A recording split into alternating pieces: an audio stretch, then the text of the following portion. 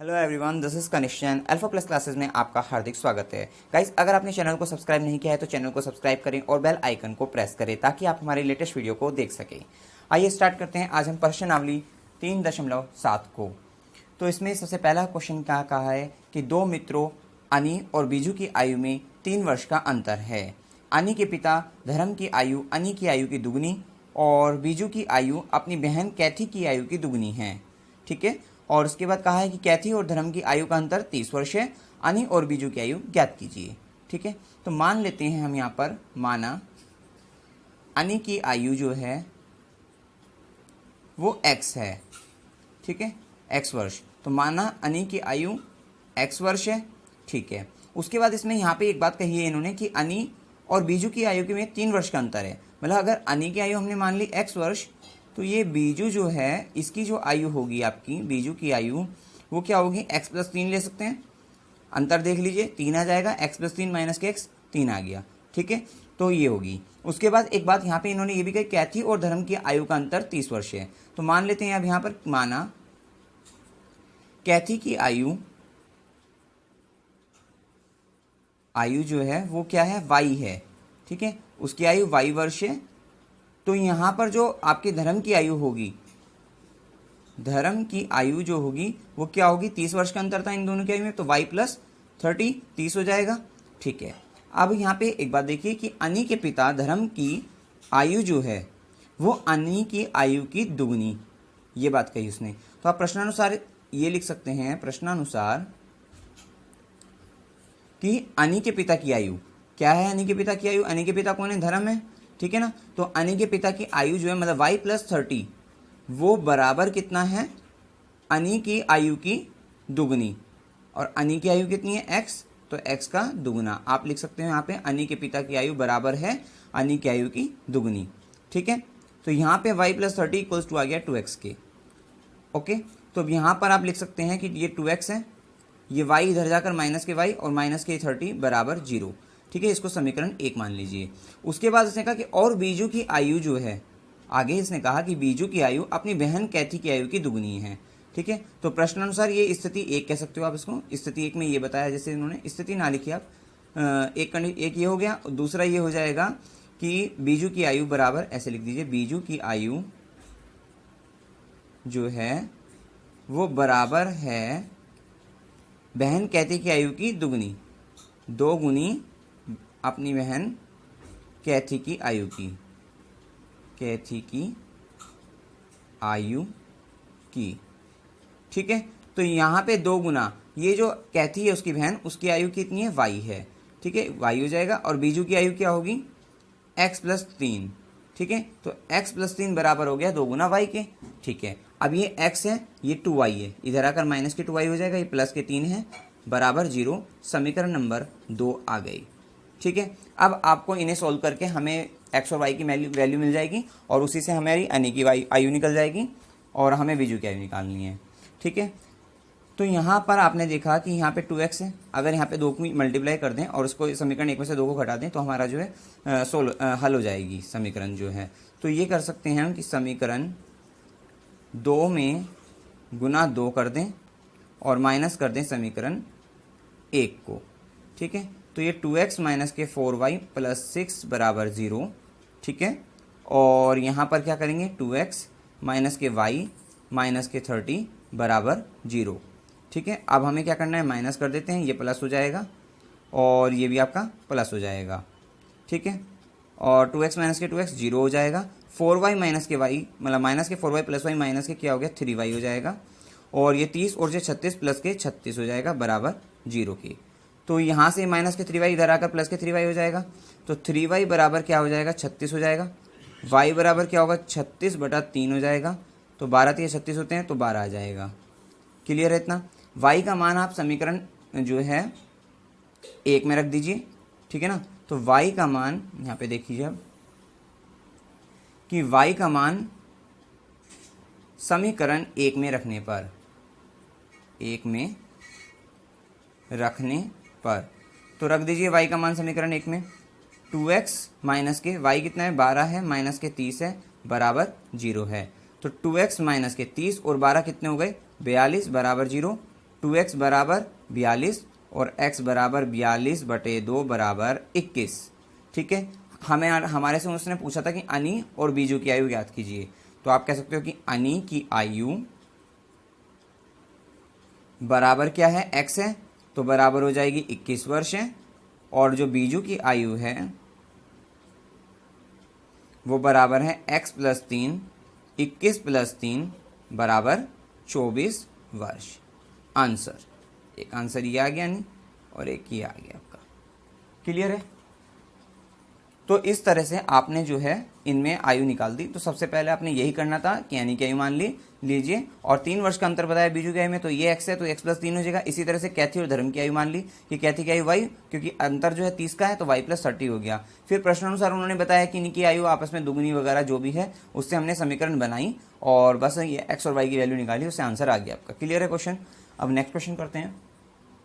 Question number 2 है ये कि एक मित्र दूसरे से कहता है कि यदि मुझे 100 दे दे, मतलब 100 रुपये दे दे, ये जो दे दो तो मैं आपसे 2 गुना धनी बन जाऊंगा। ठीक है, और दूसरा उत्तर देता है कि यदि आप मुझे 10 दे दें, ठीक है, तो मैं आपसे 6 गुना धनी बन जाऊंगा। तो बताइए कि उनकी कर्मशः संपत्तियां जो हैं क्या संपत्तियां हैं। तो मान लेते हैं पहले हम कि माना पहले मित्र की संपत्ति, पहले मित्र की संपत्ति जो है वो x है और जो दूसरा मित्र है, दूसरे मित्र की संपत्ति वो बराबर है आपकी y। ठीक है, अब स्थिति 1 जो होगी इसमें, स्थिति 1, तो प्रश्न के अनुसार जो स्थिति 1 है उसमें कहा कि यदि पहले वाला कह रहा है कि आप मुझे 100 दे दो। ठीक है, तो जब मतलब पहले वाला कह रहा है तो जब दूसरा मित्र 100 मतलब 100 दे देता है पहले मित्र को। ठीक है, तो अब इस वाली कंडीशन में हमारी जो संपत्ति होगी पहले मित्र की क्या होगी, पहले मित्र की संपत्ति वो बराबर होगी x है पहले, और लेकिन उसको क्या मिल गई, 100 मिल गई, प्लस 100 हो जाएगा। क्लियर है इतनी बात? क्योंकि उसने कहा था कि पहले वाला कहता है कि अगर आप मुझे 100 दे दो, ठीक है, तो मेरी जो संपत्ति है मैं आपसे 2 गुना धनी बन जाऊंगा। ये 2 गुना धनी वाली बात बाद में करते हैं, पहले आप इस बात को क्लियर कर लीजिए कि उसने कहा कि आप मुझे 100 दे दो। ठीक है, तो दूसरा मित्र जो 100 देगा पहले मित्र को, तो पहले मित्र की संपत्ति तो x + 100 हो जाएगी, लेकिन दूसरे मित्र की क्या होगी उस समय में, तो दूसरे मित्र की संपत्ति बराबर होगी इस जो शुरुआत में थी y थी, करंट ये y है, और y में से क्या होगा 100 चला जाएगा। ठीक है, y में से 100 चला जाएगा। अब प्रश्नानुसार स्थिति 1 में बात करते हैं। प्रश्नानुसार प्रश्न में कहा था कि अगर पहले मित्र जो है 100 दे दे, मतलब कि अगर पहले मित्र को 100 दे देता है वो दूसरे वाला, तो वो कहता है कि मैं आपसे जो है 2 गुना धनी बन जाऊंगा। मतलब कि जो पहले की संपत्ति होगी, मतलब x प्लस ये जो 100 है वो बराबर क्या होगा, 2 गुना संपत्ति हो जाएगी किसकी, इसके y माइनस के 100, दूसरे मित्र की संपत्ति की 2 गुना बन जाएगी उसकी संपत्ति जो है। क्लियर होगी ये वाली बात? भाई पहले मित्र के बाद जब 100 आ गए, इसमें जुड़ गए, पहली जो संपत्ति है उसकी उसमें 100 जुड़ गए, तो क्या हुआ, वो बराबर हो गई किससे, 2 गुना धनी बन गया, किससे, दूसरे मित्र से। उस समय दूसरे मित्र की संपत्ति क्या, y माइनस के 100, उसकी 2 गुनी, मतलब उससे 2 गुना अमीर बन गया ये। ठीक है, इतनी बात क्लियर हो गई। अब क्या होगा, इसको लिख सकते हैं x + 100 बराबर 2 की y में 2y हो जाएगा, माइनस के 100 दूनी 200 हो जाएंगे। फिर ये x, ये प्लस के 2y इधर आके माइनस के 2y हो जाएंगे, और ये प्लस के 100 हैं और ये 200 भी प्लस के हो जाएंगे इधर, बराबर 0। तो मतलब x माइनस के 2y प्लस 300 बराबर 0 आ गया, एक समीकरण 1। ठीक है, इतनी बात क्लियर हो गई होगी आपको। अब उसके बाद हम क्या करते हैं, यहाँ पर ये आपका जो है अगली वाली, यदि आप मुझे 10 दे दो तो मैं आपसे 6 गुना धनी बन जाऊंगा। ठीक है, तो स्थिति 2 में क्या देखते हैं, स्थिति 2 में कहा कि यदि आप मुझे 10 दे दें तो जो है पहले की जो संपत्ति होगी अब जो है दूसरा कह रहा है ये, ठीक है। तो दूसरा व्यक्ति कह रहा है कि मतलब जब पहला व्यक्ति 10 दूसरे को देता है,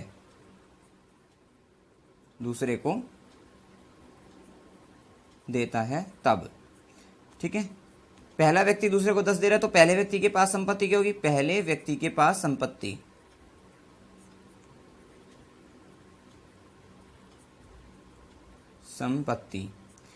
देखो x थी और अब x में से उसने 10 दे दी है, ठीक है। और दूसरे व्यक्ति के पास क्या होगी संपत्ति उस समय?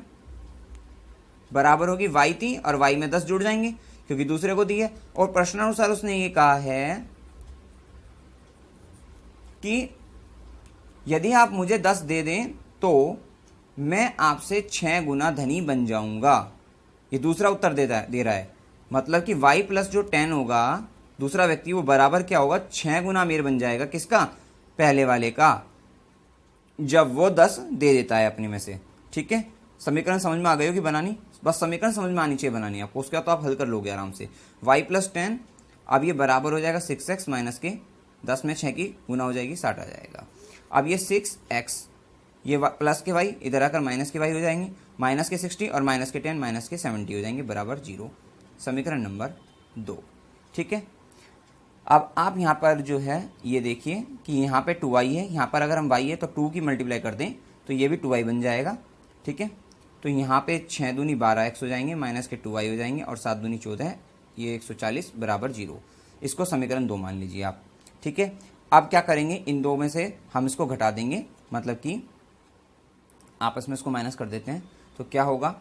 x माइनस के ये 2y प्लस 300 बराबर ये 0 है, ठीक है। उसके बाद जो है ये वाली समीकरण है 12x माइनस के 2y और माइनस के 140 इक्वल्स टू 0 हो जाएगा, ठीक है। ये माइनस आ जाएगा, ये प्लस आ जाएगा और ये प्लस आ जाएगा, ये 0 हो जाएगा।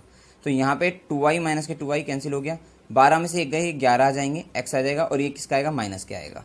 क्लियर हो गया, ठीक है। 12 में से एक गए 11 और ये माइनस का आ गया, ठीक है। अब ये 300 है, यहाँ पे क्या होगा? ये 440 हो जाएगा, 300 और 140 जो है प्लस के 440 बराबर आ गया 0 के। तो अब यहाँ पे क्या होगा? अब 440 बराबर क्या होगा? 11x इधर आकर प्लस का हो जाएगा, 440 ये गुना में है 11 बटे में 11 आ जाएगा बराबर x हो जाएगा। 11 चौक ये 440 था, ठीक है, 11 चौक 44 तो 40। मतलब यहाँ से आपका जो x का मान आया है वो बराबर आ गया है किसके? 40 के, ठीक है। x का मान आप कभी भी किसी भी समीकरण में आप रख दीजिए तो आपका जो है y का मान आ जाएगा समीकरण 1 से, समीकरण 1 से। अब ये 1 में क्या करेंगे? x का मान रखेंगे तो 40 माइनस के 2y प्लस 300 बराबर 0। 300 और 40 340 बराबर 2y आ जाएगा, ठीक है। 340 बटा 2 बराबर y आ जाएगा, ठीक है। 2 एकम 2, ठीक है, 2 सत्ते 14 है और 0, y बराबर आ गया 170 आपका, ठीक है।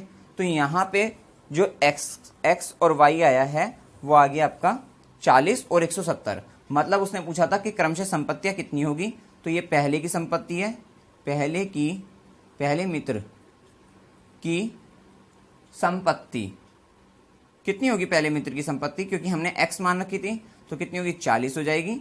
और दूसरे मित्र की संपत्ति, दूसरे मित्र की संपत्ति, तो दूसरे मित्र की जो संपत्ति होगी वो आपके बराबर होगी y 170 हो जाएगी। आंसर क्लियर हो गया होगा, सिंपल है। आइए नेक्स्ट क्वेश्चन करते हैं अब हम। क्वेश्चन नंबर 3 में क्या कहा है कि एक रेलगाड़ी कुछ दूरी समान चाल से तय करती है, ठीक है। यदि रेलगाड़ी 10 किलोमीटर प्रति घंटा अधिक तेज चलती होती तो उसे नियत समय से 2 घंटे कम लगते, और यदि रेलगाड़ी 10 किलोमीटर प्रति घंटा धीमी गति से चलती होती तो उसे नियत समय से 3 घंटे अधिक लगते। रेलगाड़ी द्वारा तय की गई दूरी ज्ञात कीजिए, ठीक है। समान चाल कहा, ठीक है, नियत समय इस तरह से बताया और रेलगाड़ी द्वारा तय की गई दूरी ज्ञात करनी है। तो मान लेते हैं कि माना यदि रेलगाड़ी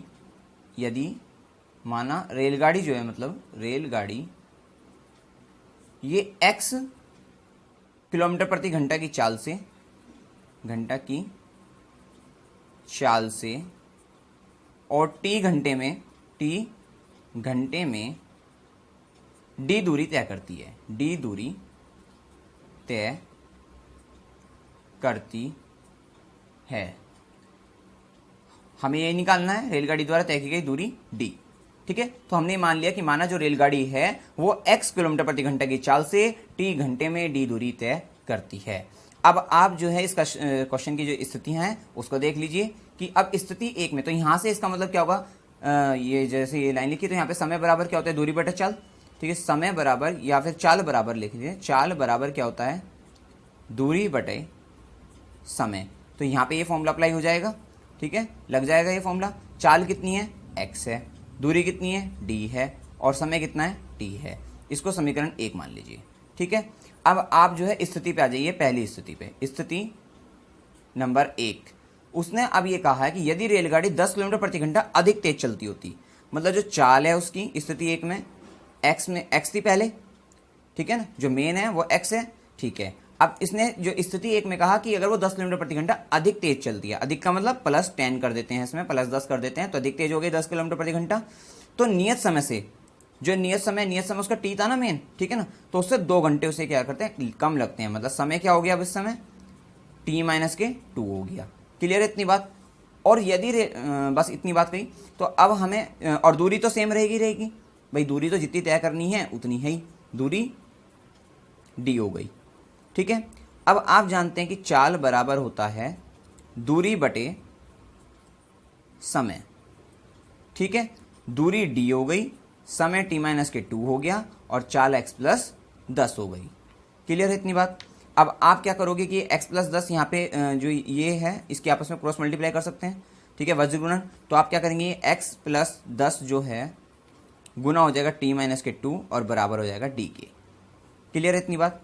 और अब आप जानते हैं कि यहाँ पे x की t में मल्टीप्लाई करें एक्स टी आ जाएगा, माइनस के 2 के x में भी माइनस के 2x हो जाएगा, प्लस के 10t हो जाएगा, माइनस और माइनस के 10 दूनी 20 हो जाएगा, बराबर ये d का मान क्या होगा, यहाँ से इस वाली समीकरण से d का मान देखिए, यहाँ पे भी क्रॉस मल्टीप्लाई कर सकते हैं, तो d बराबर क्या होगा, xt।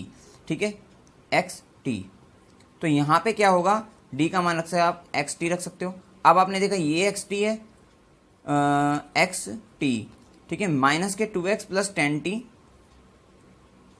माइनस के 2x प्लस 10t माइनस के 20, ये प्लस का xt इधर आकर माइनस का xt बराबर 0। आप डायरेक्ट भी काट सकते थे, ये आपकी इच्छा है कि यहाँ पे xt माइनस के xt क्या होगा, ये 0 हो जाएगा। अब क्या बचा इस समीकरण के अंदर, माइनस के 2x प्लस 10t माइनस के 20 इक्वल्स टू 0। 2 कॉमन ले सकते हैं, साथ साथ 2 भी कॉमन ले दीजिए, तो जो है यहाँ से क्या आएगा, माइनस का x आ जाएगा, प्लस 5t आ जाएगा, माइनस के 10 आ जाएगा, बराबर 0। ठीक है, माइनस का x प्लस 2 पंजे 10 तो 5t, माइनस के 10 दूनी 20 तो 10, 0। ये आ गया समीकरण नंबर आपका 2। ये क्या है, जब स्थिति 1, आपने स्थिति 1 की बात करी। अब हम बात करते हैं स्थिति 2 की। तो दूसरी कंडीशन में क्या हुआ, ये हुआ कि अगर उसने कहा कि यदि रेलगाड़ी 10 किलोमीटर प्रति घंटा धीमी गति से चलती, ठीक है, मतलब अब की बार जो चाल है वो क्या थी, जो प्रारंभ में हमने बात करी वो x थी, उसकी मेन चाल जो थी, तो x में से अगर हम 10 को माइनस कर देते हैं तब चाल ये है, तो नियत समय उसका क्या था, नियत जो समय था उसका t था, तो t से 3 घंटे अधिक लगते हैं, तो t प्लस कितना हो जाएगा, 3 हो जाएगा। क्लियर इतनी बात। और जो है दूरी तो सेम ही रहती है, तो दूरी बराबर d होगा, सेम ही है दूरी। और जो चाल, अब क्या है, चाल बराबर होता है दूरी बटे समय, दूरी बटे समय। अब दूरी कितनी है, d है, समय कितना है, t प्लस 3 है, और चाल कितनी है, x माइनस के 10 है। ठीक है, तो यहाँ पे d का मान भी xt रख देंगे हम यहाँ पे, और यहाँ पे पहले आपकी इसकी क्रॉस मल्टीप्लाई हो जाएगी कि x माइनस के 10 की हो जाएगी किसके साथ, t प्लस 3 के साथ।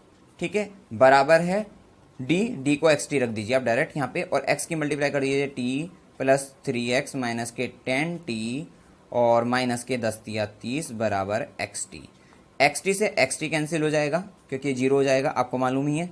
ठीक है, अब ये आ जाएगा 3x माइनस के 10t माइनस के 30, कॉमन तो कुछ नहीं है, तो 3x माइनस के 10t माइनस के 30 बराबर 0, समीकरण नंबर 3। क्लियर है। अब आप यहाँ देखते हैं कि यहाँ पे आपका जो है 3x है, ठीक है, और यहाँ पे खाली x है, इसमें अगर 3 की मल्टीप्लाई कर दिए तो 3x बन जाएगा, और यहाँ से हम इसको सोल्व भी कर सकते हैं समीकरण को। तो आप यहाँ से अब देख लीजिए, इस तरीके से इधर देख लीजिए आप कि यहाँ पे समीकरण जो 2 है, ये 2 दूसरी है ना, इसमें 3 की गुना कर देते हैं, ठीक है। और जो है फिर ये माइनस की प्लस की और प्लस कर देते हैं, जोड़ देते हैं समीकरण किसको, 3 को।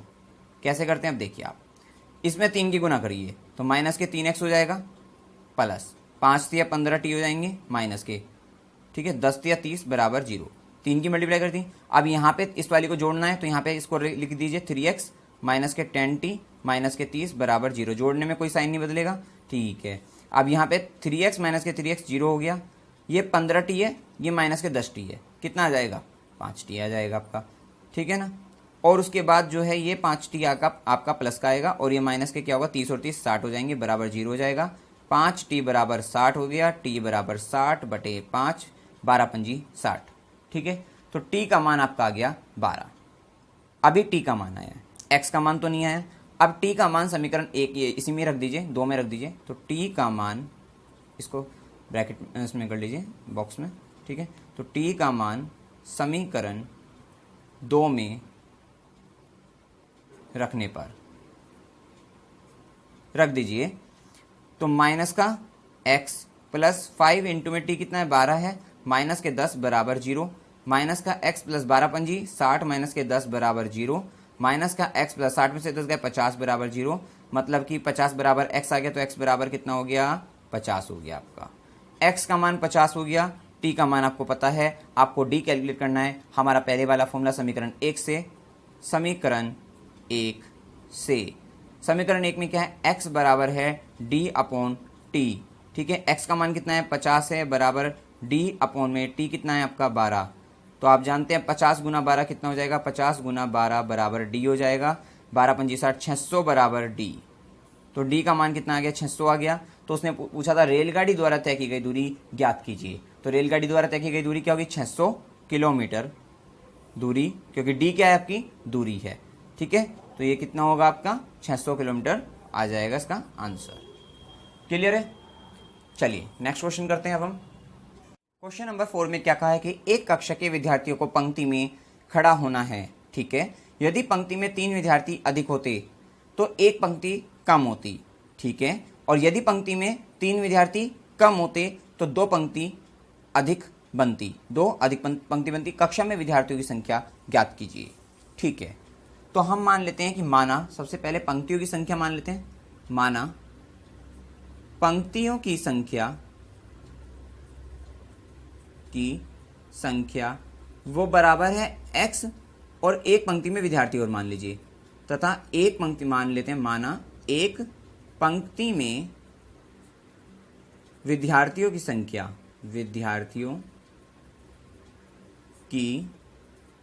संख्या, इसको मान लेते हैं हम जो है y। क्लियर है। अब आप एक बार समझ लीजिए इसको, जैसे आप यहाँ पे समझ लीजिए कि आपकी जैसे ये पंक्तियाँ हैं, इस तरह से ऐसे पंक्ति मान लेते हैं, ये पंक्ति है आपकी, ठीक है। अब हमने क्या करा, हमने इन पंक्तियों की जो संख्या है कि ये 1 पंक्ति, 2 पंक्ति, 3, 4, इस तरह से हमने पंक्तियों की संख्या मान ली x, ठीक है। अब इस पंक्ति में हमने यहाँ पे विद्यार्थी बिठा दिए, सपोज करो ये इस तरह से विद्यार्थी बिठा दिए हमने, ठीक है।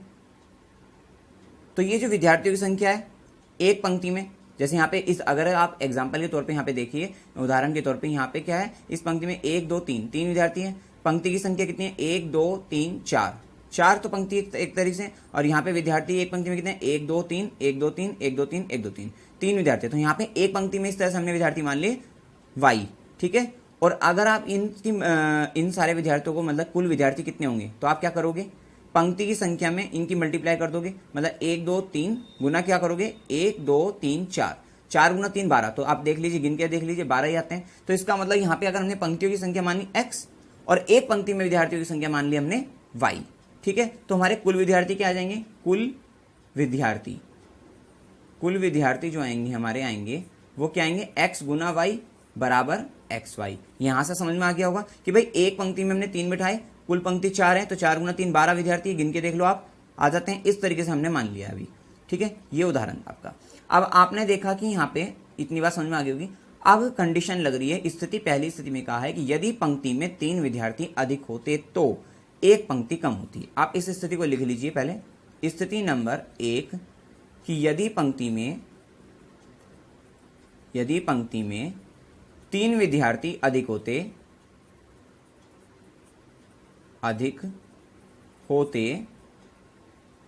तो एक पंक्ति कम होती, तो एक पंक्ति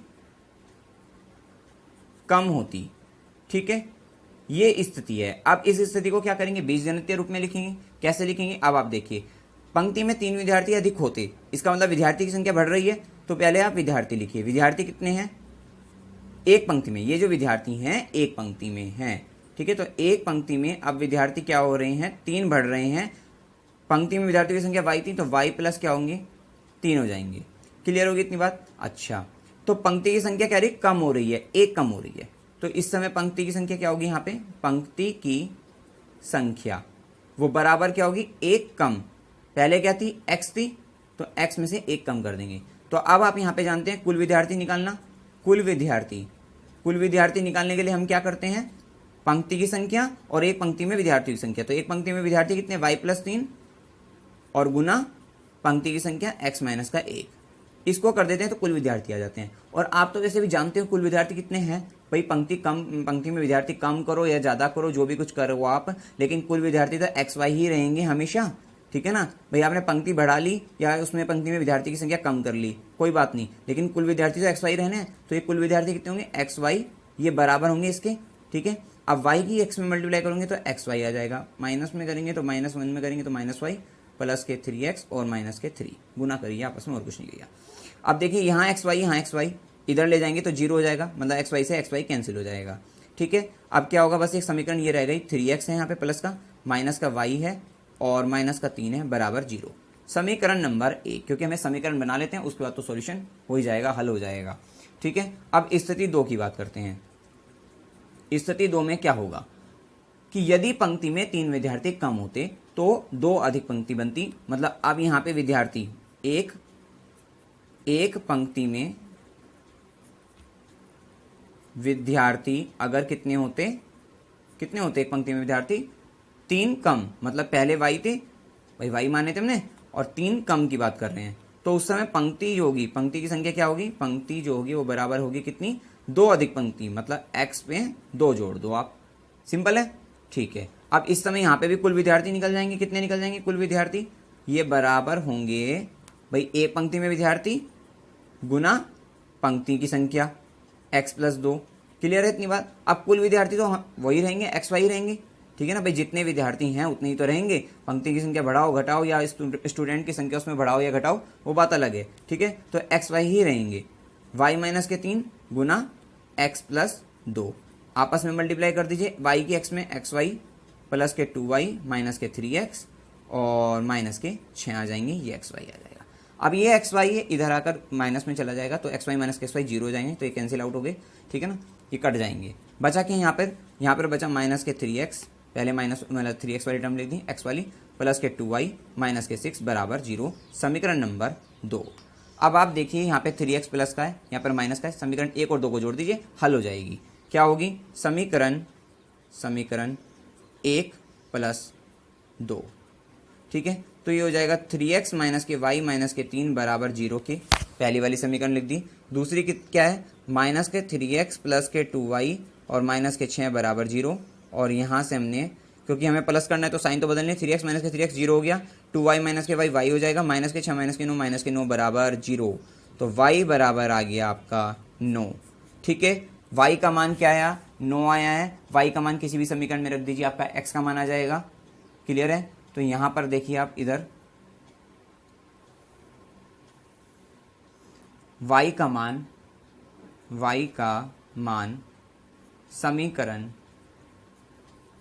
1 में रखने पर, तो y का मान रखते हैं 3x माइनस के, y क्या है 9 है, माइनस के 3 बराबर 0, 3x माइनस के 9 और 3 12 हो गए बराबर 0, तो 3x बराबर 12 और x बराबर 12 बटे 3, 3 चौक 12, तो x का मान आ गया आपका 4। हमें क्या निकालना था, विद्यार्थियों की संख्या, कुल विद्यार्थी, मतलब कुल विद्यार्थी हमें कैलकुलेट करने थे। ठीक है ना, कुल विद्यार्थी बराबर क्या होते हैं, XY हैं, x 4 y 9 4 नेम 36 विद्यार्थी, answer.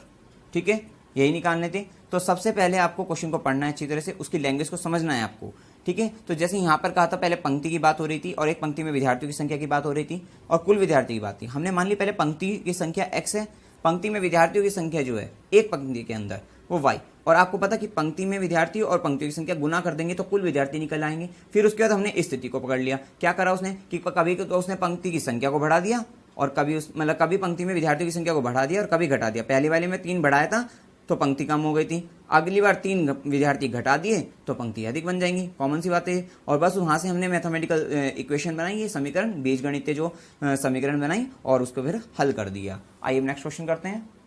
Question number 5। Question number 5 में क्या कहा है कि एक त्रिभुज ABC में एंगल C मतलब जो कोण C है वो बराबर है 3 कोण B के, बराबर है 2 कोण A प्लस कोण B है। तो त्रिभुज के 3 कोण ज्ञात कीजिए। अब यहाँ पर जानते हैं कि त्रिभुज के तीनों कोणों का जो योग होता है वो होता है 180, ठीक है। त्रिभुज के तीनों कोणों का योग बराबर होता है 180, ठीक है। तो मतलब कि क्या होगा, कोण A प्लस कोण B प्लस कोण C बराबर होगा किसके, 180 के। तो यहाँ पे जो ये कोण A प्लस कोण B दे रखा है तो उसको क्या लिख सकते हैं, कोण A प्लस कोण B बराबर आप लिख सकते हैं 180 माइनस के कोण C। क्लियर है इतनी बात, ठीक है। अब आपको जो दिया है उसको लिख लीजिए कि एंगल C जो है वो बराबर है किसके, 3 एंगल B के, और वो बराबर है 2 जो है angle A plus angle B के। अब आप अलग अलग बराबर लिख सकते हो इसको, कि हमने क्या करेंगे, पहले एंगल C को बराबर कर देंगे किसके, 2 एंगल A प्लस B, ठीक है। अब ये सॉरी कोण C जो है मतलब कोण C बराबर 2 कोण A प्लस कोण B, ठीक है। अब आप जानते हैं कि क्या, कि कोण A प्लस कोण B बराबर क्या होगा, 180 माइनस के कोण C। क्लियर है, तो आप यहाँ पे 2 और यहाँ पे क्या लिख सकते हो, 180 माइनस के कोण C, ठीक है, कोण C। अब ये देखिए, अब ये समीकरण जो है आपकी C वाली उसमें आ गई, ठीक है। अब 180 गुना 2 करोगे तो 360 माइनस के 2 कोण C आ गया और ये कोण C आ गया। कोण C माइनस कोण C और ये माइनस का 2 कोण C, इधर आकर प्लस के 2 कोण C हो जाएंगे, ठीक है। तो कोण C ये माइनस का यहाँ 2 प्लस 2 कोण C हो जाएगा बराबर 360 हो गया। क्लियर है, 2 और 1 3 कोण C बराबर 360 और कोण C बराबर 360 बटे 3, तो 3 एकम 3 3 दूनी 6 120, कोण C बराबर आ गया आपका 120। क्लियर हो गई होगी इतनी बात। अब कोण C 120 है तो यहाँ पर आपको संबंध इसका भी पता है, कोण C और कोण B का क्या है। अब दूसरा संबंध लगाते हैं, चूंकि कोण C बराबर है 3 कोण B के, कोण C कितना है, 120 बराबर है 3 कोण B के, तो 120 बटा 3 बराबर है कोण B के। 3 से काटते तो 3 चौक 12 40 बराबर है कोण B के, तो कोण B का मान कितना आ गया, 40 आ गया। एक बात ये क्लियर हो गई, ये क्लियर हो गई। सिर्फ किससे हुआ ये सब क्वेश्चन जो हल हुआ, त्रिभुज के तीनों कोणों का योग जानते हैं हम 180 होता है, ठीक है। अब क्या हुआ, एंगल C जो है वो यहाँ पे A प्लस B हमने 180 माइनस के C के लिखा। अब इस वाली समीकरण को ले लेते हैं इसको, ठीक है। तो हम क्या करते हैं, या फिर C को इस वाले के बराबर कोई सा भी ले लीजिए आप, जो है कि एंगल C, अब चूंकि एंगल C बराबर जो है किसके, 2 angle A plus angle B के। क्लियर है इतनी बात, सॉरी, ठीक है। यहाँ पे अब क्या होगा, 2 जो कोण A, ठीक है। अब यहाँ पे कोण A का मान कितना होगा पता नहीं है, लेकिन कोण B का मान क्या होगा, 40 होगा, और जो कोण C है वो कितना है आपका 120 हो गया, ठीक है। अब ये 120 है, ये 2 है, तो कितना हो जाएगा, यहाँ से कट जाएगा कि 120 बटा 2 आ जाएगा, बराबर आ जाएगा कोण A प्लस 40, ठीक है। 2 से कटते हैं तो 2 चिक 12 60 आ गया, 60। अब ये प्लस का 40 इधर आकर माइनस के 40 बराबर कोण A, तो 60 में से 40 गए 20 बराबर कोण A, तो कोण A का मान कितना आ गया, 20 आ गया, ठीक है। तो इस तरीके से आप यहाँ पे लिख सकते हो कि त्रिभुज के तीनों कोण ज्ञात कीजिए। तो त्रिभुज के 3 कोण क्या होंगे, कोण A होगा बराबर 20 डिग्री, कोण B होगा बराबर 40 डिग्री, कोण C होगा 120 डिग्री। जोड़कर देख लीजिए 180 आ रहे हैं, आपका क्वेश्चन सही, आंसर सही आ गया, आंसर हो गया। क्लियर है, अब आइए नेक्स्ट क्वेश्चन करते हैं। क्वेश्चन नंबर 6 में क्या कहा है कि समीकरणों 5x माइनस के y इक्वल्स टू 5 और 3x माइनस के y इक्वल्स टू 3 के ग्राफ खींचिए और इन रेखाओं और y अक्ष से बने त्रिभुज के शीर्षों के निर्देशांक ज्ञात कीजिए। ठीक है, तो सबसे पहले जो समीकरण है वो ये है कि 5x माइनस के y बराबर है आपका 5 के, मतलब 5x माइनस के y इक्वल्स टू है 5 के। क्लियर है, ये एक समीकरण हो गई, समीकरण नंबर 1। और एक है आपका 3x माइनस के y बराबर है 3 के, समीकरण नंबर 2। आप जानते हैं कि अगर हमें ग्राफ खींचना है तो क्या करेंगे हम, जो है इनके दो बिंदु जो है इससे ले लेंगे और दो बिंदु इससे भी ले लेंगे हम। ठीक है, तो वो निकालने के लिए हम क्या करेंगे, समीकरण 1 जो है पहले ये ले लीजिए, 5x माइनस के y बराबर 5। अब इसमें अगर x का मान हम 0 करते हैं, क्योंकि हम x0 y0, इससे हमारी मतलब कैलकुलेशन सिंपल रहती है और आसानी से ग्राफ बन जाता है। ठीक है, इसलिए हम ये वाला ले लेते हैं। आप इसमें कोई भी ले सकते हैं, x बराबर 1 2 3 कुछ भी ले सकते हैं, कोई दिक्कत नहीं है। x अगर हमने 0 कर दिया इस समीकरण में तो y का मान क्या होगा। ठीक है, 5 गुना ये 0 माइनस के y बराबर 5 है, तो ये 0 माइनस के y बराबर 5, मतलब y यहाँ पे आपका माइनस के 5 आता है। कि अगर हमने x को 0 किया है आपने, तो y बराबर कितना आएगा, माइनस के 5 आएगा। ये एक निकाल लिया। अब इसी में ही आप एक और निकाल लीजिए कि अगर हम y को 0 कर देते हैं, y वाली टर्म 0 हुई तो 5x बराबर ये क्या होगा, 5x माइनस के 0 बराबर 5, तो 5x बराबर क्या होगा 5, तो 5 से 5 कट गया, x बराबर 1। मतलब y अगर हम 0 कर देते हैं इस समीकरण में तो आपका x बराबर आ जाता है 1 के।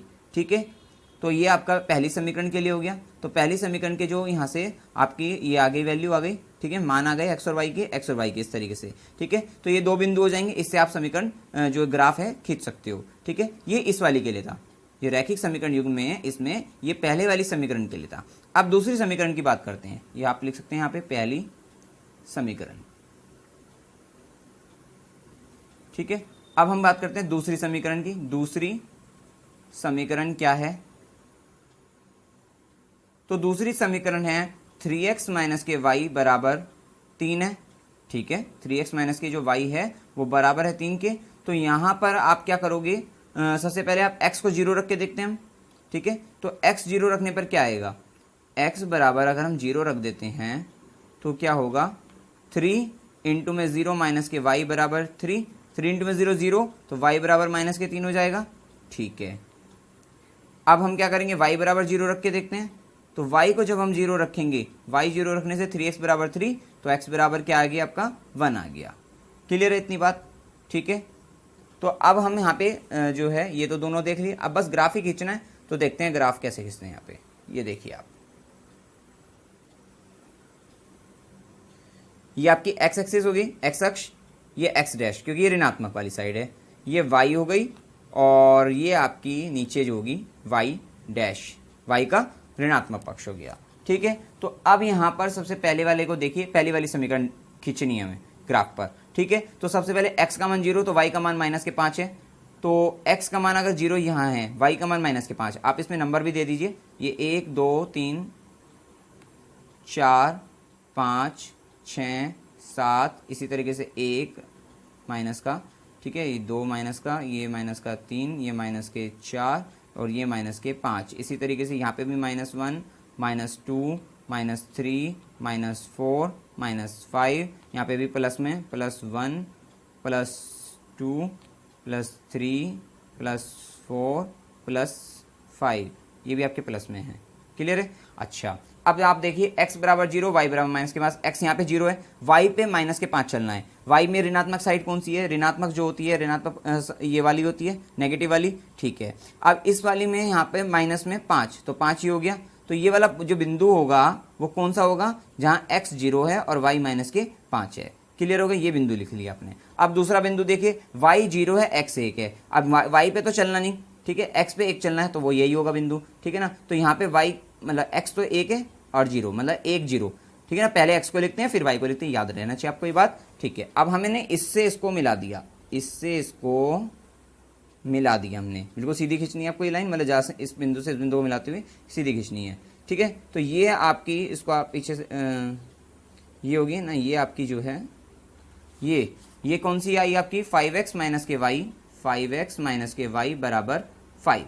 क्लियर होगी। अब उसके बाद क्या होगा कि ये वाली तो होगी पहली समीकरण। दूसरी समीकरण के लिए देखिए, x का मान 0, y का मान -3, x 0 यहाँ पे, y का मान -3 यहाँ होगा आपका। इस वाले बिंदु पे। तो यहाँ x क्या है 0 और y कितना है -3 है। क्लियर हो गया ये बिंदु। और दूसरा बिंदु इसमें दे रखा x 1 है और y 0 है। x का मान 1 क्या होगा यहीं पे और y 0, क्योंकि पहला बिंदु दोनों में सेम ही बिंदु आए हैं। ठीक है, तो मतलब इसको और इसको मिला दोगे तो आपके जो समीकरण रैखिक समीकरण है, रेखा जो खींचेगी वो ये वाली खींच जाएगी। ठीक है, इसको मिला देते हैं आपस में, हम इसको आपस में मिलाते हुए ऐसे खींच देंगे। थोड़ा सा यहाँ पे से क्लोज हो गए, थोड़ा सा ऊपर जाकर यहाँ से मिल जाती। ठीक है ना, तो यहाँ से मिलने पर क्या हुआ ये बिंदु। ठीक है, तो ये जो रेखा आ गई आपकी, ये जो रेखा आई है ये कौन सी है आपकी, ये वाली है 3x माइनस के y बराबर 3।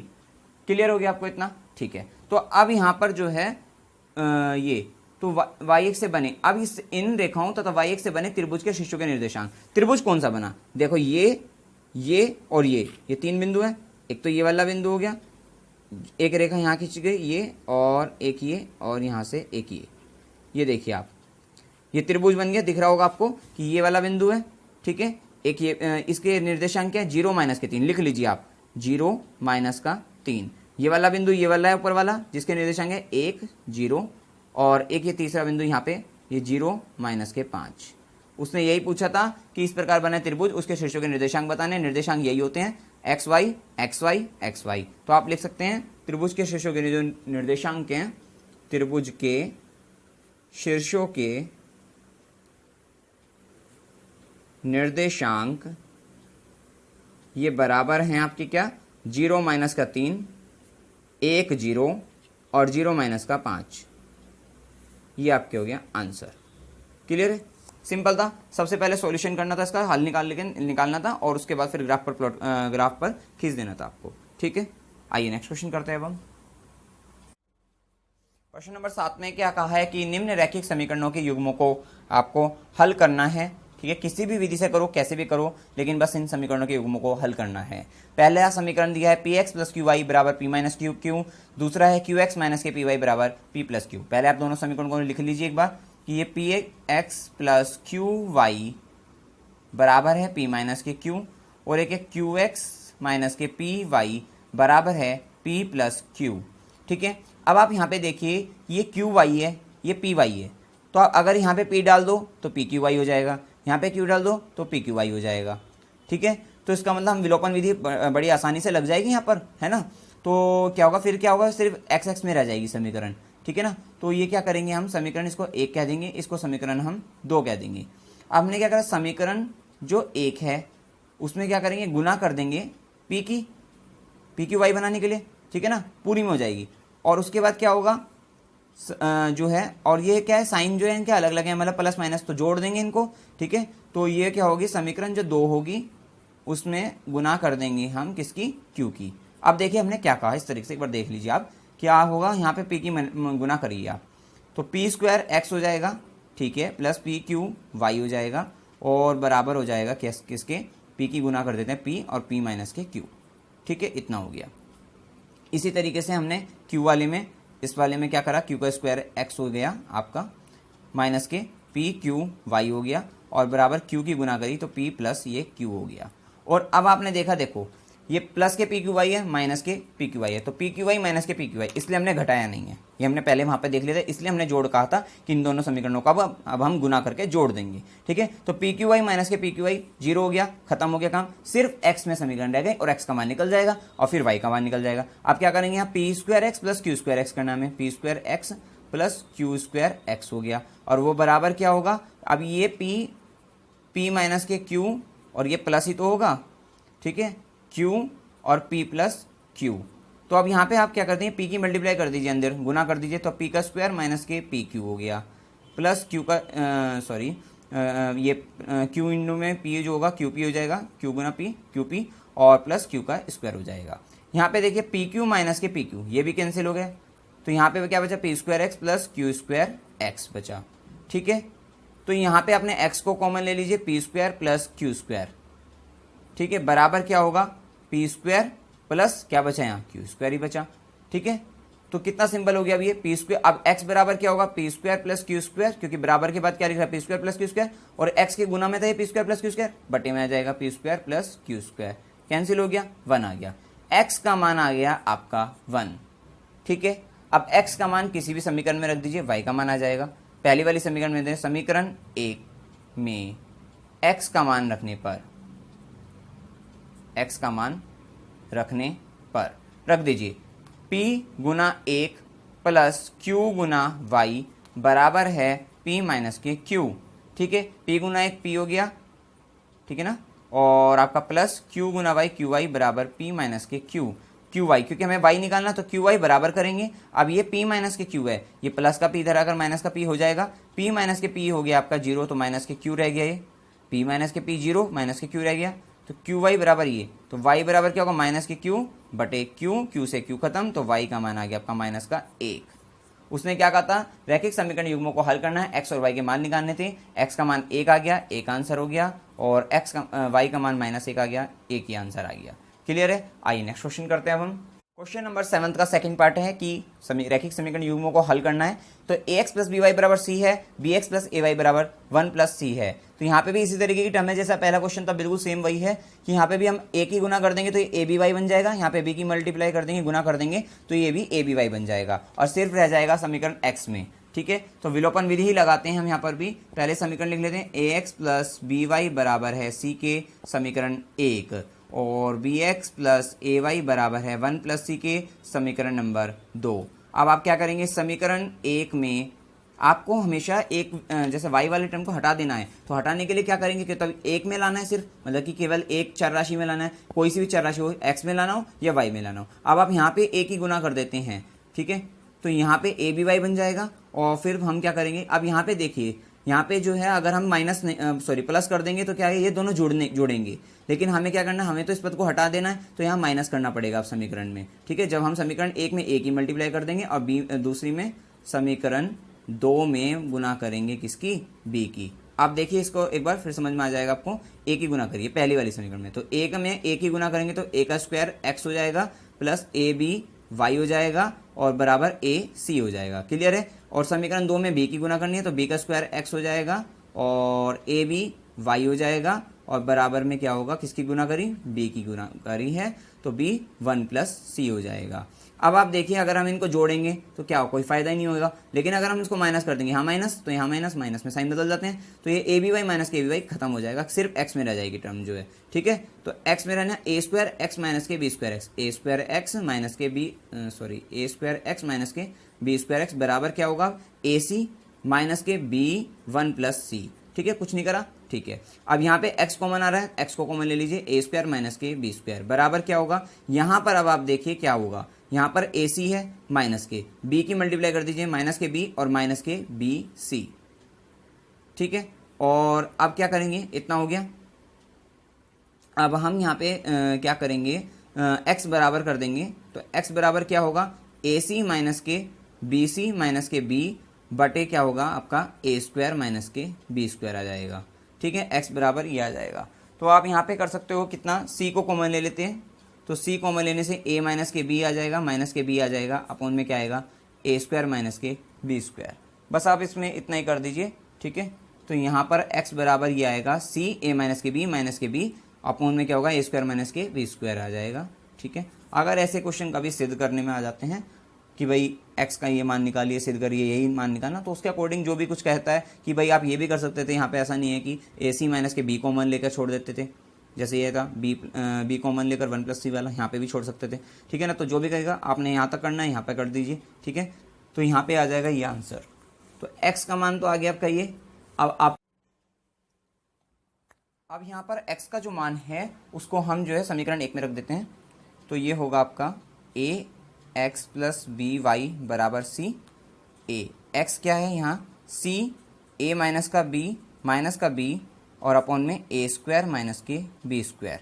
ठीक है, और प्लस के बी वाई बराबर है c के। ठीक है, अब हम क्या करेंगे, इसके आपस में a की मल्टीप्लाई कर देंगे या अंदर गुना कर देंगे, यहाँ पे ए सी हो जाएगा और ए सी, और ये a माइनस का b हो जाएगा आपका, इतना हो जाएगा। और आपका जो है ये जो c है, अब अपॉन में क्या है, ये ए स्क्वायर माइनस का बी स्क्वायर। ठीक है, ये जो प्लस का c है इधर आकर माइनस का c, और ये बी वाई क्या कर देंगे, इधर हम जो है माइनस का बी वाई कर देंगे इधर। ठीक है, अब हम क्या करेंगे, यहाँ पर जो है ये a की गुना इसमें करेंगे तो ए स्क्वायर सी हो गया। ठीक है, और फिर ए सी की इसमें करेंगे तो माइनस का ए बी सी आ गया और ये माइनस का बी हो गया और फिर उसके बाद ये माइनस का सी। अब ये माइनस का सी है, ये ए स्क्वायर माइनस के बी स्क्वायर, क्योंकि एल्शियम 1 आ जाएगा तो यहाँ पे मल्टीप्लाई जब होगी तो ये जगह माइनस का सी ए स्क्वायर माइनस के बी स्क्वायर और बटे में आ जाएगा आपका ए स्क्वायर माइनस का बी स्क्वायर बराबर हो गया माइनस के बी वाई के। ठीक है, अब आप ये देखिए ए स्क्वायर सी माइनस का ए बी सी माइनस का बी माइनस का सी की मल्टीप्लाई तो ए स्क्वायर सी हो जाएगा और ये minus minus plus B square c बटे में हो जाएगा ए स्क्वायर माइनस के बी स्क्वायर बराबर माइनस के बी वाई। ठीक है, तो यहाँ ए स्क्वायर सी माइनस के स्क्वायर सी कैंसिल हो गए, आपस में कट गए, तो यहाँ पर क्या बचा ये आपका माइनस का ए बी सी माइनस का बी प्लस के बी स्क्वायर सी। इसका मतलब क्या होगा, अब यहाँ पर आपका बी यहाँ पे कॉमन आ जाएगा, ऊपर बी कॉमन ले लीजिए, बी कॉमन लेने से क्या होगा, यहाँ पर आप जो है माइनस का बी कॉमन लीजिए। ठीक है, माइनस का बी कॉमन लेने से यहाँ पे ए सी बचेगा आपका। ठीक है, और माइनस के 1 बचेगा आपका। ठीक है, माइनस नहीं प्लस 1 बचेगा आपका और आपका माइनस का बचेगा बी सी। ठीक है, उसके बाद क्या होगा आपका अपॉन में ये आपका ए स्क्वायर माइनस के बी स्क्वायर है ही और बराबर है माइनस का बी वाई। ठीक है, माइनस का बी ये माइनस का बी ये इधर से इधर कट जाएगा आपस में। ठीक है, यहाँ पे क्या बचा ए सी और बी, यहाँ पे आपने क्या करा, अब जो है इसमें क्या करेंगे हम, यहाँ पे जो है सी कॉमन ले लेते हैं, तो सी कॉमन लेने से क्या आएगा ए माइनस का बी आ जाएगा। ठीक है, और प्लस का क्या आएगा 1 आ जाएगा आपका। ठीक है, प्लस का 1, यहाँ पे हमने गलती कर दी है, ए की यहाँ पे मल्टीप्लाई होनी थी, सी वाले में तो कर दी थी, यहाँ पे ए हो रहेगा। ठीक है, तो यहाँ पर ए बी हो जाएगा, ये भी ए बी हो जाएगा और उसके बाद जो है यहाँ पर जो है आपका ये ए आएगा। ठीक है, तो सी ए माइनस के बी प्लस का ए हो जाएगा और बटे में आएगा ए स्क्वायर माइनस के बी स्क्वायर बराबर है किसके, वाई के। ये आपका वाई का मान आ गया। ठीक है, आंसर। नेक्स्ट क्वेश्चन करते हैं अब हम। क्वेश्चन नंबर 7 का थर्ड पार्ट है, तो ये है x अपॉन ए माइनस के Y upon B equals to 0, A X plus B Y equals to A square plus B square. ठीक है, तो सबसे पहले हम इसको जो है समीकरण को सही तरह से लिख लेते हैं रैखिक समीकरण के रूप में। तो यहाँ पर क्या होगा, ए बी जो है आपका एल्शियम आ जाएगा, ए से बी आ जाएगा तो बी की एक्स में मल्टीप्लाई हो जाएगी माइनस के बी से ए आ जाएगा और ए की वाई में मल्टीप्लाई होगी ए वाई आ जाएगा बराबर 0। अब क्या होगा बी एक्स माइनस के ए वाई, एल्शियम ही लिया है और कुछ नहीं करा है, और ये क्या होगा बी एक्स माइनस का ए वाई, ये भाग में 0 है, इधर गुना में 0 मतलब गुना में जाकर ये ए बी तो ये 0 हो जाएगा, तो ये इसको बराबर 0 लिख सकते हैं। समीकरण ये 1 हो गई। समीकरण दूसरी क्या है, ए एक्स है प्लस बी वाई है और ये ए स्क्वायर प्लस बी स्क्वायर, इधर माइनस का वो प्लस का है, उधर आकर माइनस का हो जाएगा, माइनस का ए स्क्वायर प्लस बी स्क्वायर और ये बराबर 0 के। ठीक है, अब आप देखिए यहाँ पे भी ए वाई है, यहाँ बी वाई है, यहाँ पे बी की मल्टीप्लाई कर देते हैं, यहाँ पे ए की कर देते हैं, तो ये वाला वाई वाला टर्म कट जाएगा जोड़कर समीकरण। तो समीकरण जो 1 है गुना ए कर देते हैं प्लस समीकरण जो 2 है उसमें किसकी, समीकरण 1 में तो बी की गुना कर देते हैं। ठीक है, और समीकरण 2 जो है उसमें ए की गुना कर देते हैं, क्योंकि ये ए बी वाई बनाने के लिए यहाँ पे ए की मल्टीप्लाई होनी चाहिए। ठीक है, और जोड़ देंगे देखते हैं, बी स्क्वायर एक्स हो जाएगा माइनस के ए बी वाई बराबर 0 हो गया, और यहाँ पे क्या होगा ए स्क्वायर एक्स हो जाएगा plus A B Y minus के किसकी मल्टीप्लाई करती ए की, तो A square plus B square बराबर 0। जोड़ दीजिए, कट गए ये दोनों, क्या बचा यहाँ पे, इन दोनों को जोड़ दीजिए तो बी स्क्वायर एक्स प्लस ए स्क्वायर एक्स हो गया माइनस का ए स्क्वायर प्लस बी स्क्वायर बराबर 0। एक्स कॉमन ले लेते हैं तो A square plus B square आ गया और ये माइनस का ए स्क्वायर प्लस बी स्क्वायर यहाँ इक्वल्स टू से इधर चला जाएगा, तो ये ए स्क्वायर प्लस बी स्क्वायर हो जाएगा। एक्स बराबर निकालना है तो ये ए स्क्वायर प्लस बी स्क्वायर बटे में हो जाएगा ये, क्योंकि ये गुना में था, इधर आकर भाग में आ जाएगा। इन दोनों को काट देते हैं तो x बराबर आ गया आपका a। क्लियर हो गया, x का मान क्या है a, कोई भी समीकरण में रख दीजिए y का मान आ जाएगा, तो x का मान समीकरण 1 में रखने पर तो क्या होगा यहाँ पे b गुना a माइनस का ए वाई बराबर 0, तो b गुना a, ये माइनस का ए वाई इधर आकर ए वाई हो जाएगा, तो हमें क्या मान निकालना है y का, तो b गुना a, ये y का यहाँ a गुना में है, इधर आकर भाग में चला जाएगा बराबर y, a से खत्म, y का मान आ गया b। तो एक आंसर ये हो गया, एक ये आ गया, x का मान y का मान आ गया। यही हमें निकालना था रैखिक समीकरण युग्मों के हल करने थे। नेक्स्ट क्वेश्चन करते हैं अब हम 7 का फोर्थ पार्ट, a माइनस के B X plus A plus B Y बराबर ए स्क्वायर माइनस के बी स्क्वायर माइनस के 2ab। इसी तरह से a plus B X plus Y की मल्टीप्लाई और बराबर है A square plus B square. दोनों समीकरणों को आप लिख लीजिए एक बार, कि यहाँ पे a माइनस का b x plus B y plus c वाली फॉर्म में लिख लीजिए रूप में, प्लस हो जाएगा a प्लस बी वाई, और ये प्लस का है सारा का सारा, ठीक है। इसको पूरे को यहाँ पे माइनस में करके लिख लेंगे a स्क्वायर माइनस के बी स्क्वायर माइनस का 2ab बराबर 0 क्या हो गया। अगला वाला देखिए a प्लस बी एक्स की मल्टीप्लाई हो जाएगी तो a प्लस बी इंटू में x हो जाएगा, फिर a प्लस बी की y में करेंगे तो प्लस का a प्लस बी वाई हो जाएगा, और ये a square plus B square minus का हो जाएगा इधर आकर, ठीक है, बराबर 0 हो जाएगा। अब आप देखिए इसमें कुछ गुना तो करने की जरूरत नहीं, बस इन दोनों समीकरणों को हम क्या कर देते हैं, अब हम समीकरण ये 1 मान लीजिए और समीकरण 2, और फिर लिख दीजिए आप समीकरण 1 माइनस के समीकरण 2। तो माइनस जब हम करेंगे ये माइनस ये प्लस ये हो जाएगा a प्लस बी वाई और a प्लस बी इंटू में Y minus plus minus minus, तो जब इसको आपस में घटाएंगे तो 0 हो जाएगा, तो ठीक है ना। अच्छा ये क्या बचेगा यहाँ पे a माइनस के b इंटू में ये x है, और माइनस का क्या होगा आपका a प्लस बी गुना x, ठीक है। और उसके बाद क्या होगा, ये माइनस वाला जो पूरा का पूरा पद उतर जाएगा, ये माइनस का a स्क्वायर माइनस का b स्क्वायर माइनस का 2ab, क्लियर है, और ये प्लस का हो जाएगा a square plus B square बराबर 0। इसको सोल्व कर लिया, अब हल करिए इसको, a माइनस का b x माइनस का ये, तो x कॉमन ले लीजिए तो a माइनस का b आ गया, फिर माइनस की मल्टीप्लाई होगी अंदर गुना हो जाएगी माइनस का a माइनस का b, फिर माइनस का a स्क्वायर प्लस का बी स्क्वायर प्लस का 2ab माइनस की गुना करी हमने, plus a square plus B square बराबर 0। देखिए a स्क्वायर माइनस का a स्क्वायर कट गए 0 हो गया, ठीक है। यहाँ B square 2b square plus 2ab, और यहाँ पे देखिए a माइनस का a ये भी 0 हो गया, तो माइनस के 2b हो गया, ये भी b माइनस का b माइनस के b माइनस का 2bx, ठीक है, बी स्क्वायर प्लस के 2b स्क्वायर और प्लस के 2ab बराबर 0, क्लियर है इतनी बात।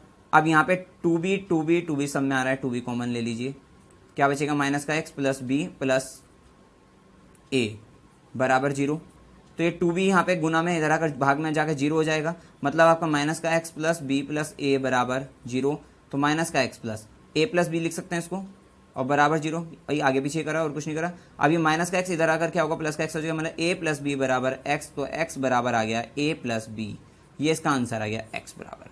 x का मान किसी भी समीकरण में रख दीजिए, y का मान आ जाएगा समीकरण 1 में रख दीजिए, क्या है समीकरण 1, a माइनस का b इंटू में x है जैसे, plus a plus B into में y है, और बराबर है a स्क्वायर सॉरी माइनस है a स्क्वायर माइनस के बी स्क्वायर और प्लस के सॉरी माइनस की मल्टीप्लाई में माइनस के स्क्वायर प्लस बी स्क्वायर और प्लस 2ab बराबर 0। ये समीकरण 1 ही लिखिए और कुछ नहीं करा है हमने।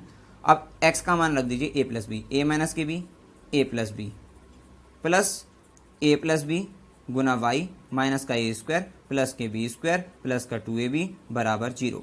अब a माइनस के बी a प्लस बी को लिख सकते हैं a स्क्वायर माइनस के बी स्क्वायर, वर्गांतर का formula plus a plus B गुना y माइनस का a स्क्वायर प्लस का बी स्क्वायर प्लस का 2ab बराबर 0, ठीक है।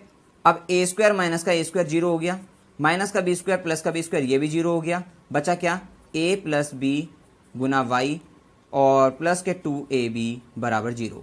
तो a प्लस बी गुना y बराबर, ये प्लस के 2ab इधर आकर माइनस के 2ab हो जाएंगे, तो y बराबर क्या होगा माइनस का 2ab बटा a प्लस बी, क्योंकि a प्लस बी यहाँ गुना में इधर आकर भाग में जाएंगे y। आंसर आ गया, x का मान भी आ गया आपका, y का मान भी आ गया आपका, क्लियर है।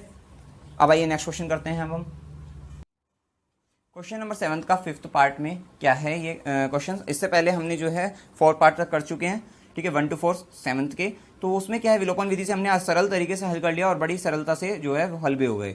अब इसी प्रकार यहाँ पर भी 5th पार्ट में 152x माइनस के 378y बराबर माइनस के 74 है, और माइनस के 378x प्लस 152y जो है वो बराबर है माइनस के 604 के, ठीक है। तो यहाँ पर भी हम जो है विलोपन विधि से हल कर सकते हैं, सिंपल हो जाएगा। इसमें सबसे पहले हम जो है कॉमन ले लेते हैं, 2 कॉमन आ रहा है यहाँ पर, ठीक है, पूरी समीकरण में इधर भी और नीचे भी, ठीक है। तो हमने 2 कॉमन लेके लिखते हैं, तो 2 सते 14 2 6 12 हो जाएगा, 76x हो जाएगा माइनस के, इसको लिख सकते हैं 2 एकम 2 2 8 16 और 2 नीम 18 189y, और ये माइनस का 74 जब इधर आकर प्लस का होगा, और 74 को क्या लिखेंगे 2 कॉमन यहाँ पे भी है, तो 2 3 6 2 7 14 बराबर 0, ठीक है, इतना हो गया। इसी तरीके से इसको समीकरण 1 मान लीजिए, इसमें क्या होगा 378 का माइनस के 189 ही होगा, x प्लस 76 y, और ये माइनस का 604 इधर आके प्लस, लेकिन 2 कॉमन लिया हमने पूरी समीकरण में, तो 2 3 6 2 दूनी 4, ठीक है, बराबर 0।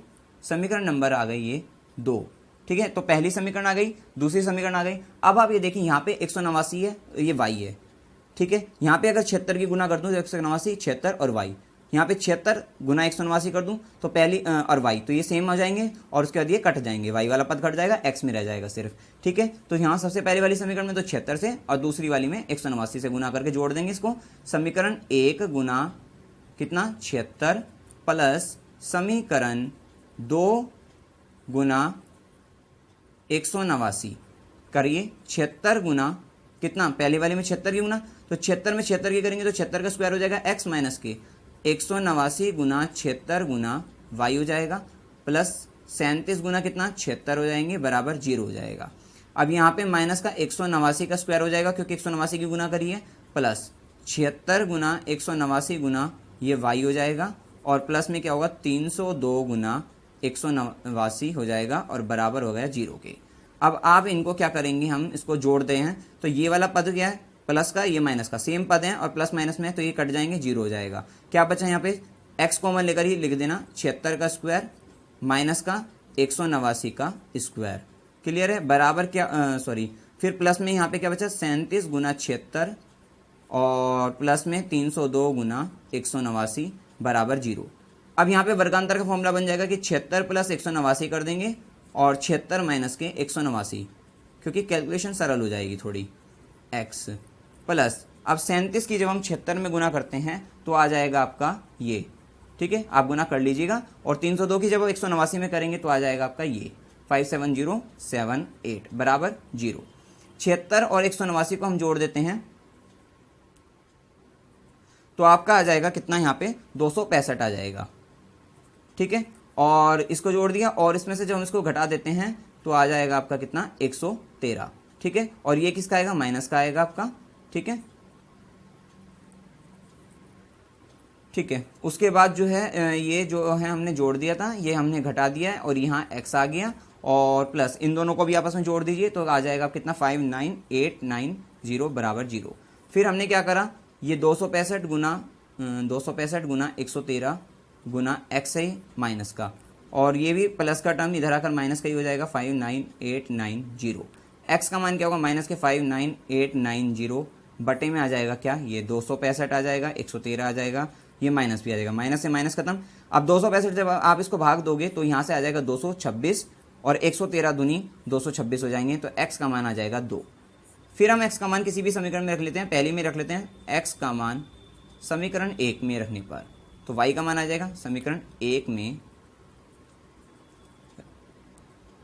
रखने पर, देखिए 76 गुना 2 माइनस 189 गुना y प्लस के 37 बराबर 0, ठीक है, 6 दूनी 12 और ये 15 हो जाएंगे, 7 दूनी 14 और 1 15, और 152 प्लस 37 हो जाएंगे माइनस के 189 y बराबर 0।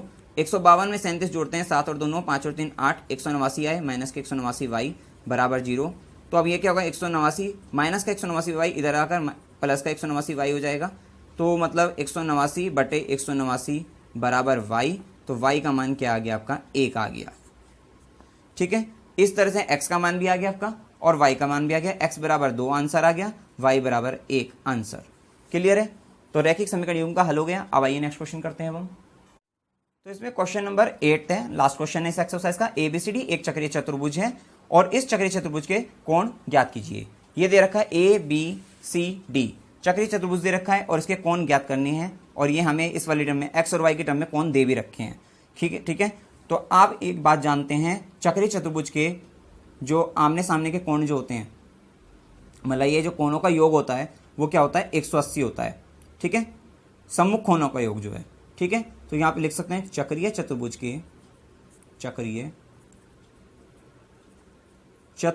के सम्मुख कोणों का योग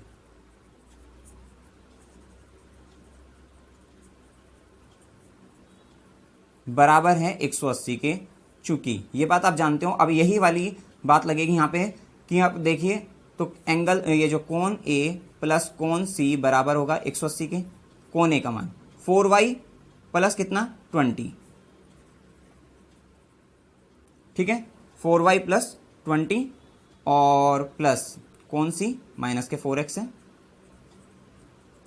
180, तो यहाँ पे आप लिख सकते हैं कि माइनस के 4x प्लस 4y बराबर 180। ये प्लस का 20 इधर अगर माइनस का 20 हो जाएगा, 180 में से 20 गए 160 आ गए, माइनस का 4x प्लस 4y, 4 दिख रहा है कॉमन आ गया, तो 4 को कॉमन लेते हैं, माइनस का x प्लस y बराबर 4 चौक 16 40 आ गया। यहाँ तक कोई दिक्कत नहीं आनी चाहिए, सिंपल था। अब इसी तरीके से हमने a प्लस सी लिया था, ऐसे ही b प्लस डी ले सकते हैं। कोण b प्लस कोण d बराबर 180, क्योंकि चक्रीय चतुर्भुज के सम्मुख कोणों का योग होता है 180। ठीक है, ये क्या है, माइनस के 7x प्लस 5 है, b जो है सॉरी b तो 3y माइनस के 5 है, ये 3y माइनस के 5 प्लस ये d है वो क्या है, माइनस के 7x प्लस 5 बराबर 180। क्लियर है, तो 3y माइनस के 5 माइनस के 7x और प्लस 5 बराबर 180। ठीक है, यहाँ पे देखिए 5 माइनस के 5 कट गए, 0 हो गया। ठीक है ना, तो यहाँ पर बचा क्या, 3y माइनस के 7x और ये 180 रह गया। ठीक है, समीकरण 2। अब आप देखिए कि समीकरण में क्या है, माइनस का x है, ठीक है, और प्लस का y है। तो यहाँ पे अगर मैं जो है यहाँ पर 3 की गुना कर दूँ इस वाली में, तो ये 3y बन जाएगा। तो इसमें 3 की मल्टीप्लाई कर देंगे समीकरण 1 गुना 3 और माइनस कर देंगे समीकरण 2 को। तो करिए, माइनस का 3x प्लस के 3y और बराबर 120, और यहाँ पे कुछ नहीं करना, 3y माइनस के 7x बराबर 180। और क्या करना है, माइनस करना है। माइनस क्यों करना है, इसको x वाले टर्म को इधर लिख लीजिए आप पहले, x की x के नीचे माइनस के 7x है, तो माइनस के 7x लिख लीजिए इसको। ठीक है, और माइनस के 7x और 3y प्लस का था, प्लस के 3y। ठीक है, माइनस क्यों करना है, क्योंकि यहाँ पे प्लस का यहाँ पे प्लस का, हमें तो ये खत्म करना है, तो ये माइनस, ये प्लस, ये माइनस। ठीक है, 3y माइनस के 3y खत्म हो गया, 7x माइनस के 3x कितना हो गया, 4x हो गया, बराबर 180 माइनस का है, 120 प्लस का है, कितना आ जाएगा, 60 आ जाएगा। किसका आएगा, माइनस का आएगा। क्लियर है, अब x बराबर क्या होगा, माइनस के 60 बटे कितना, 4, 15 चौके 60 होते हैं, तो x का मान आ गया माइनस के 15। बस x का मान y इसमें समीकरण 1 में रख दीजिए, x का मान समीकरण 1 में रखने पर तो आपका y का मान आ जाएगा। तो क्या होगा, माइनस का x मतलब माइनस के 15, ठीक है, और प्लस का y बराबर 40 है। तो माइनस माइनस प्लस मतलब 15 प्लस 40 y बराबर 40, y बराबर आ गया 40 माइनस के 15, 25 आ जाएगा। तो y का मान आ गया आपका 25।